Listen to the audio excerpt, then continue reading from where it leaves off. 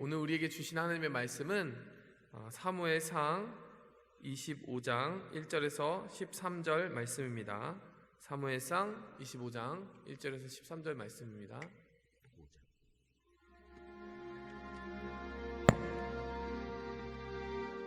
사무엘이 죽음에 온 이스라엘 무리가 모여 그를 두고 슬피 울며 라마 그의 집에서 그를 장사한지라.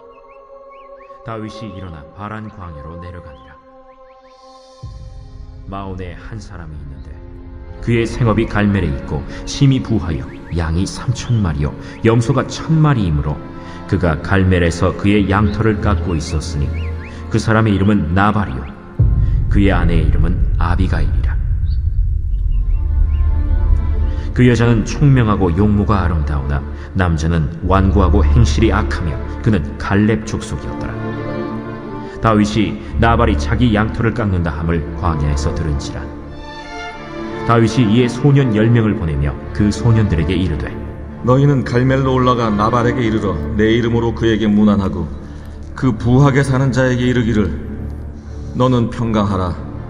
내 집도 평강하라. 내 소유의 모든 것도 평강하라. 내게 양털 깎는 자들이 있다 함을 이제 내가 들었노라. 내 목자들이 우리와 함께 있었으나 우리가 그들을 해하지 아니하였고 그들이 갈멜에 있는 동안에 그들의 것을 하나도 잃지 아니하였나니 내 소년들에게 물으면 그들이 내게 말하리라. 그런즉 내 소년들이 내게 은혜를 얻게 하라. 우리가 좋은 날에 왔은즉 내 손에 있는 대로 내 종들과 내 아들 다윗에게 주기를 원하노라 하더라 하라. 다윗의 소년들이 가서 다윗의 이름으로 이 모든 말을 나발에게 말하기를 마치매 나발이 다윗의 사환들에게 대답하여 이르되 다윗은 누구며 이 세 아들은 누구냐? 요즘에 각기 주인에게서 억지로 떠나는 종이 많도다. 내가 어찌 내 떡과 물과 내 양털 깎는 자를 위하여 잡은 고기를 가져다가 어디서 왔는지도 알지 못하는 자들에게 주겠느냐? 이에 다윗의 소년들이 돌아서 자기 길로 행하여 돌아와 이 모든 말을 그에게 전하매 다윗이 자기 사람들에게 이르되 너희는 각기 칼을 차라 하니 각기 칼을 차매 다윗도 자기 칼을 차고 400명가량은 데리고 올라가고 200명은 소유물 곁에 있게 하니라. 하인들 가운데 하나가 나발의 아내 아비가일에게 말하여 이르되 다윗이 우리 주인에게 문안하러 광야에서 전령들을 보냈거늘 주인이 그들을 모욕하였나이다. 우리가 들에 있어 그들과 상종할 동안에 그 사람 아멘. 네, 잠시 기도하고 말씀 나누도록 하겠습니다. 하나님 아버지, 오늘 이 말씀을 통하여 우리의 마음을 살피시는 주님의 눈을 보게 하여 주시옵소서.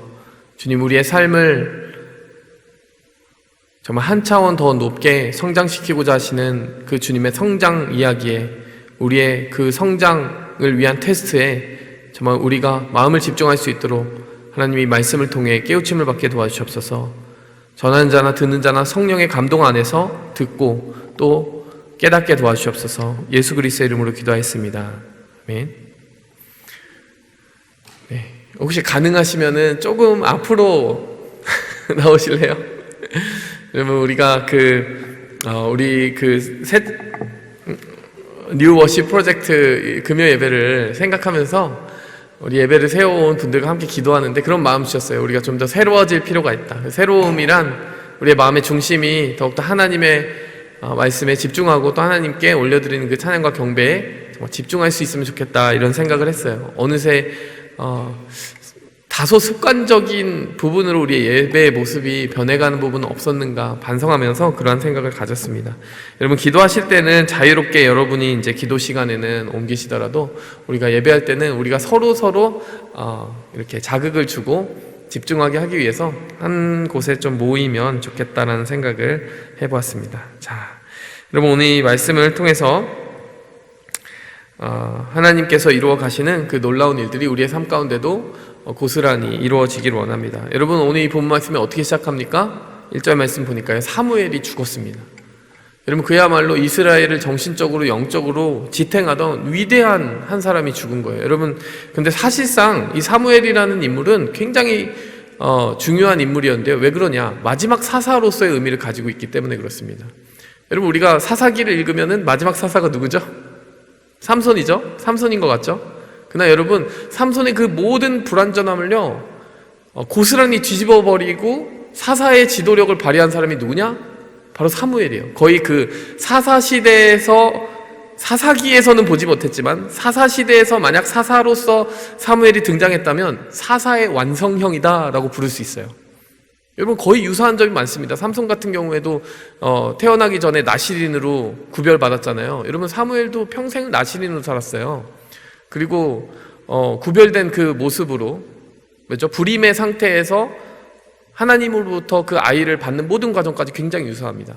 차이가 무엇입니까? 삼손은 굉장히 무지하게 그 삶을 낭비했다면 이 사무엘은 위대하게 그 사사의 직분을 완성하였다라는 것이에요. 이스라엘을 다시 한번 각성시키고 다시 한번 하나님 앞에 바로 설 수 있도록 깨웠던 위대한 사람이었습니다. 뿐만 아니라 왕정시대라고 하는 그 시대를 준비할 수 있는 정말 걸맞는 인물이었다라고 우리는 보게 되는 것입니다.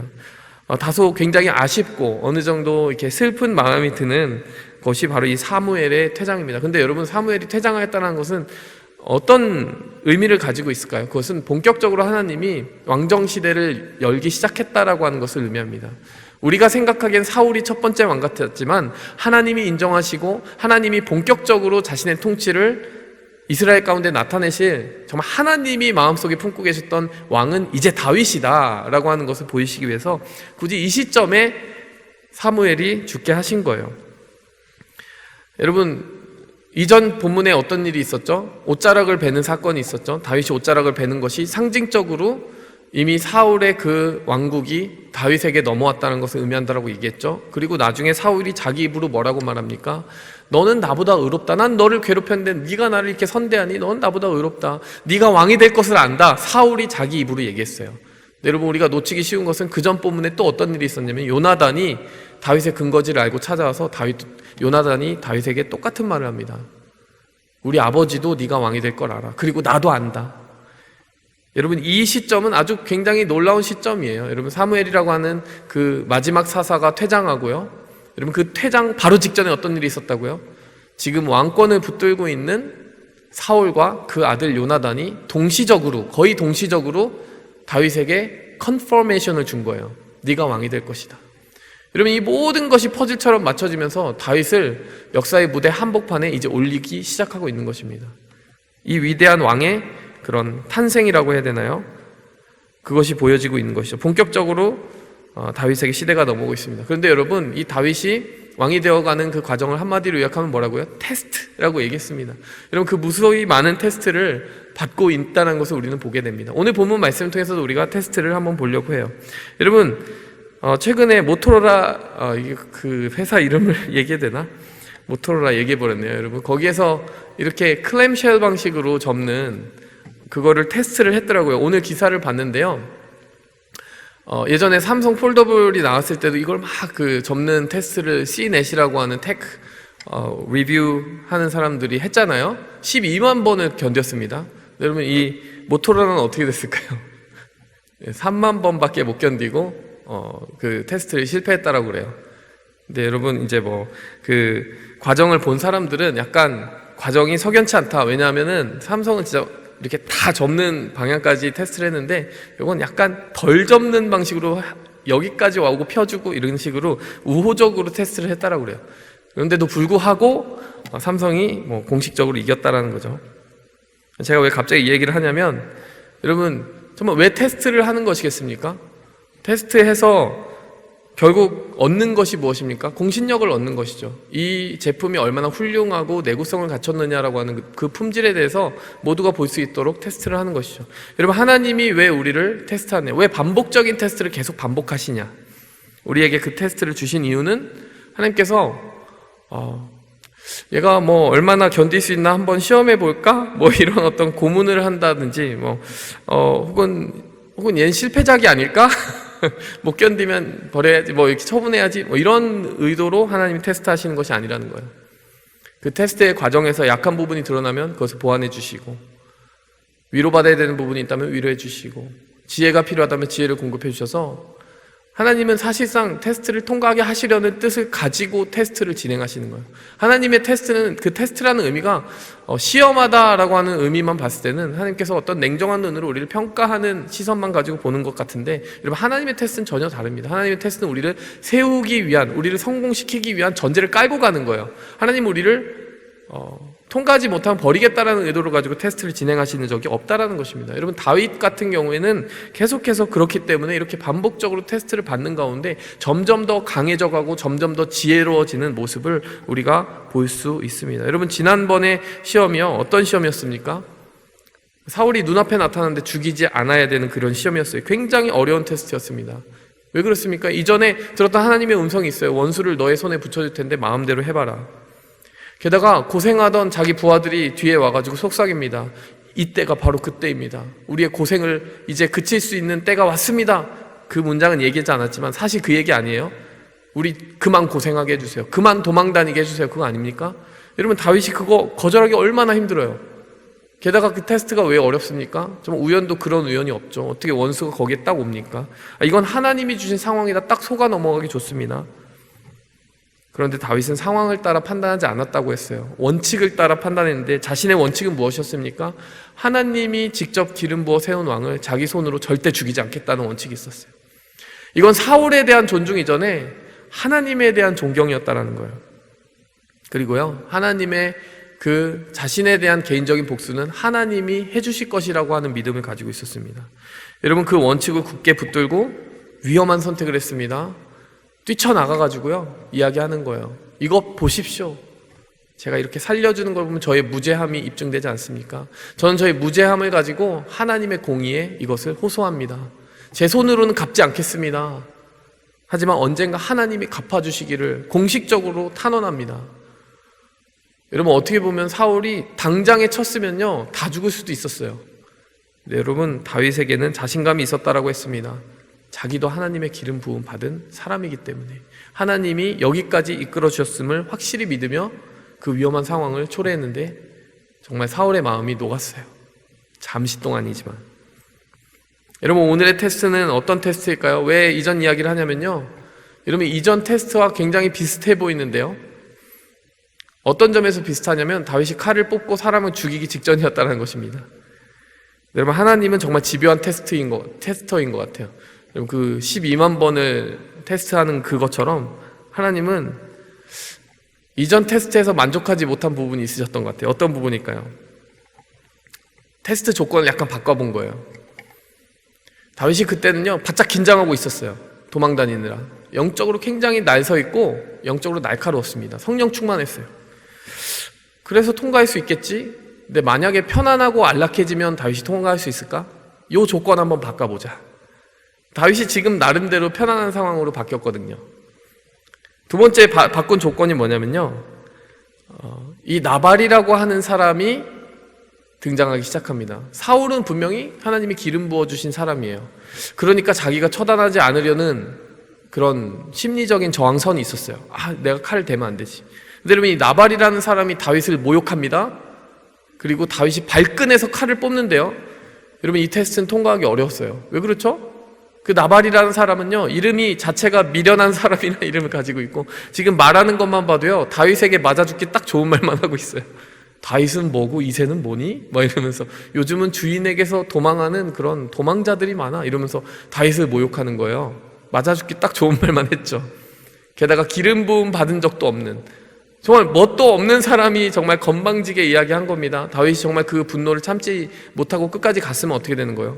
그냥 단칼에 죽었고, 다윗의 입장에서 보면 하나님의 테스트를 통과하지 못했겠죠. 여러분, 테스트 조건이 더 악화된 거예요. 하나님은 그냥 여기까지는 통과했는데 이것도 통과할 수 있을까? 사실 하나님이 조금 집요하시고 약간 짓궂으신 면이 있는 것 같아요. 너 사울은 살려줬는데 이런 미련하고 네가 보기에 정말 단칼에도 죽일 수 있을 것 같은 사람의 모욕도 견딜 수 있니?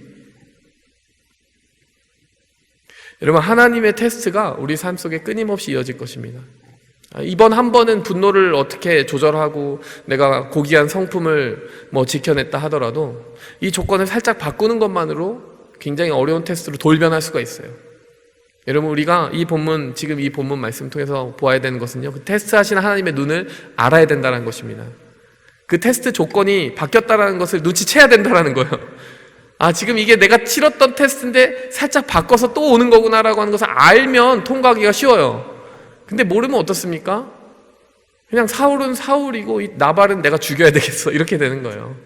테스트는 실패하게 되는 겁니다.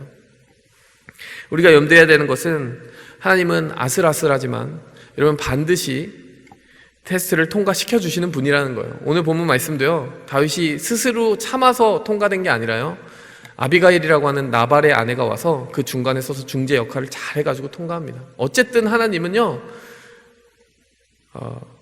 약간 치팅 같은데 답안지를 내밀어 주신 거예요. 다윗아, 너 실수하지 마라. 실수하지 마. 이거 테스트인데 잘 통과해봐. 자, 여기 답안지 있으니까 잘 보고 베껴. 여러분, 우리가 하나님의 테스트를 이렇게 잘 이해하고 갔으면 좋겠습니다.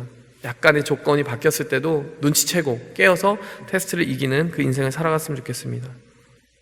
자, 그렇다면은 다윗에게 이렇게 집요하게 하나님이 테스트할 때 다윗에게 어떤 유익이 있을까요? 아, 정말 성가실 것 같지 않습니까? 계속해서 테스트 받는 거 너무 싫어. 어떤 다윗이 테스트를 받는 것을 통해 다윗이 얻는 유익이 있어야 될 텐데 그게 뭘까? 이게 궁금해지지 않아요? 너무 피곤한 테스트만 치르고 있는 다윗에게 어떤 유익이 있었을까요? 여러분, 첫 번째로 제가 이 본문을 묵상하면서 볼 수 있었던 거는 하나님이 굉장히 다윗에게 자신에 대한 안정감과 자존감을 주셨다라는 생각이 들었어요. 오늘 이 본문 말씀해 보니까요, 한마디로 들었던 그 모욕의 내용은 무엇입니까? 나발이라는 사람은 이런 말을 한 거예요. 너 누구야? 네가 뭔데? 라고 하는 말을 한 겁니다. 근데 이 상황이 어떻게 원래 진행이 됐었느냐? 여기가 마온 광야라는 곳이에요. 광야이기 때문에 어떤 지켜줄 수 있는 군사적인 포트리스, 요새 같은 것이 없는 곳이었어요. 거기서 양을 치고 이렇게 거부가 된다는 건 상당히 어려운 일이겠죠. 왜냐하면 그 재산을 노리는 무리들이 항상 있을 것이기 때문에. 근데 여러분, 그 배경에는 누가 있었다? 다윗과 그 무리들이 그들을 지켜주었다라는 이야기가 있다라는 거예요. 그래서 이 나발이라고 하는 사람은 잘 모르지만 그 나발 밑에 있는 종들은 그걸 알았어요. 이 다윗이라는 무리가 정말 다윗과 그 무리들이 자기들 군사적으로 지켜줘서 보호해줘서 이 풍요로움을 누리고 있다는 걸 알았습니다. 그리고 양 털을 깎는 추수의 때가 왔다라고 돼 있어요. 추수라고 하는 건 우리가 밀이나 보리 같은 거를 추수하는 때도 있지만 양털 깎는 사람들에게는 그 털을 깎는 날이 추수하는 날인 거죠. 이를테면. 그래서 대잔치가 열어지는 때입니다. 그래서 그때에 맞춰서 다윗이 이렇게 부탁한 거예요. 우리 그 소년들에게 좀 먹을 것을 주세요. 우리가 지금까지 그렇게 좀 보호해 준 것도 있는데 양식과 그런 좀 도울 것들을 우리에게 주셨으면 좋겠습니다. 거기서 다윗이 스스로를 뭐라고 하냐면요, 당신의 아들 다윗과 종들에게, 이렇게 이야기합니다. 다윗이 스스로를 자기 그 나발이라는 사람의 아들로까지 표현을 해요. 그러니까 굉장히 낮춰서 어떤 고압적인 자세로 가서 먹을 거 내놔가 아니라요, 이렇게 낮은 자세로 이야기했다는 것을 우리는 알아야 됩니다.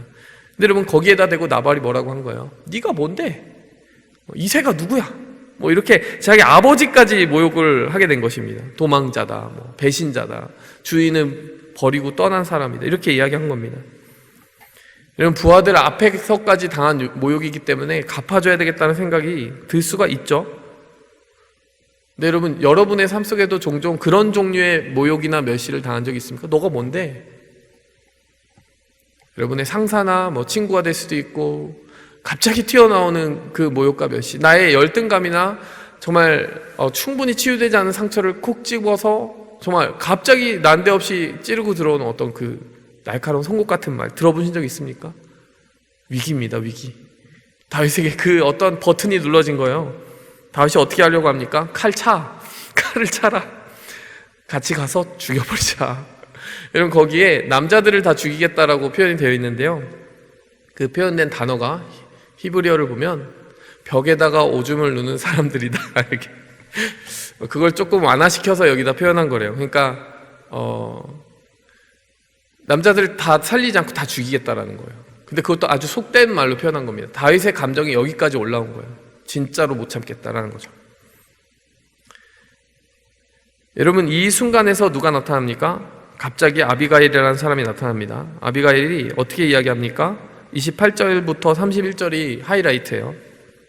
아비가일이 이렇게 이야기합니다. 주의 여종의 허물을 용서하여 주시옵소서. 용서를 먼저 구하는 거예요. 그러면서 여호와께서 내 주를 위하여 든든한 집을 반드시 세워주실 것입니다.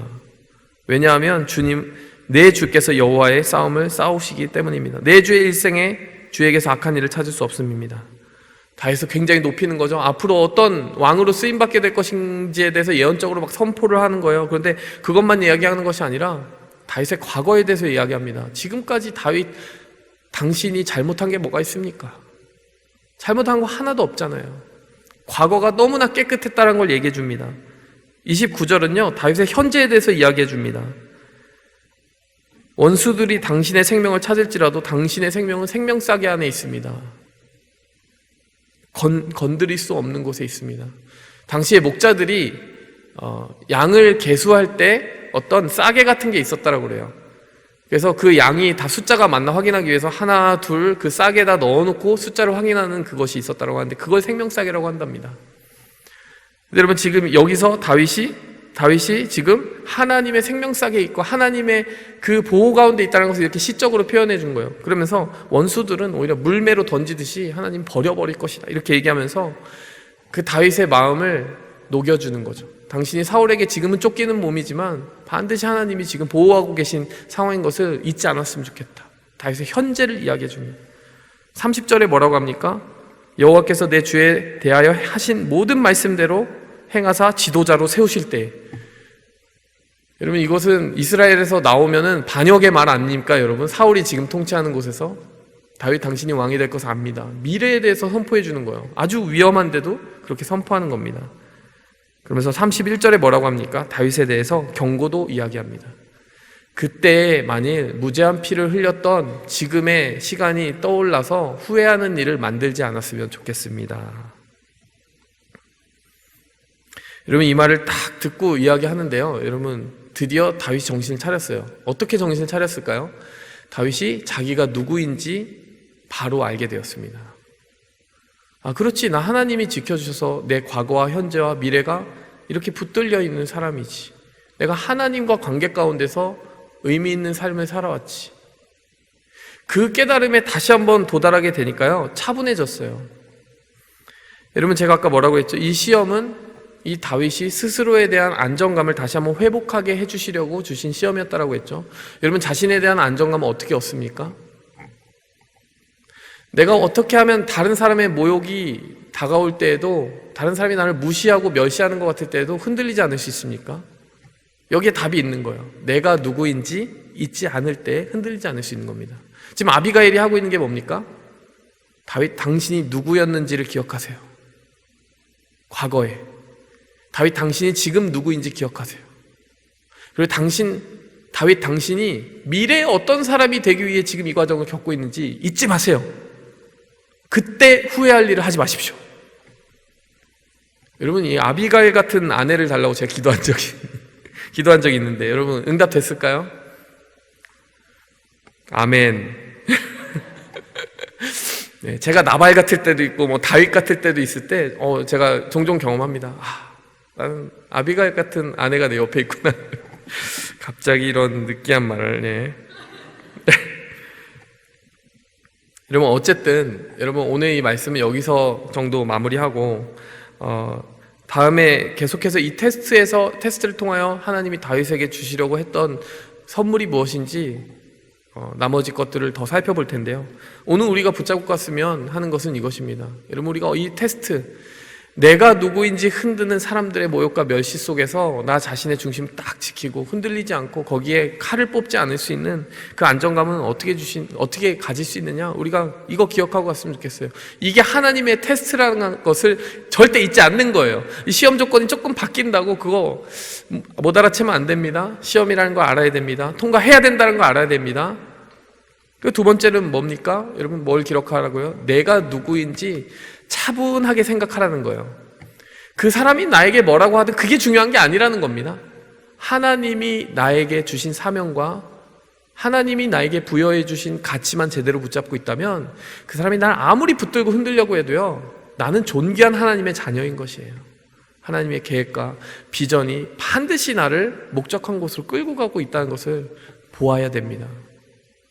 그것이 실전에서는 어려울 수 있지만 여러분에게는 하나님의 성령님이 계십니다. 그 성령님이 계속해서 여러분이 누구인지 알려주실 거예요.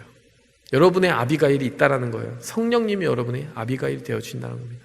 이것을 기억하면서 우리가 이 시험들을 통과할 수 있기 바랍니다. 안정감 테스트입니다. 통과합시다. 함께 기도하겠습니다. 하나님 아버지 감사합니다. 우리가 단 한순간도 우리를 놓치지 않고 끊임없이 넘어뜨리는 그 사단의 계획과 또 유혹으로부터 벗어날 수 있는 힘을 하나님께 구하게 도와주시옵소서. 단 한순간도 빠짐없이 우리를 지키시는 하나님, 우리를 조금 더 나은 사람으로 변화시키고 성장시켜 주시려는 그 하나님의 뜻과 계획 안에서 넉넉히 이 시험들을 이겨나가게 도와주시옵소서. 내가 누구인지 잊지 않겠습니다. 예수 그리스도의 이름으로 감사하며 기도하였습니다. 아멘.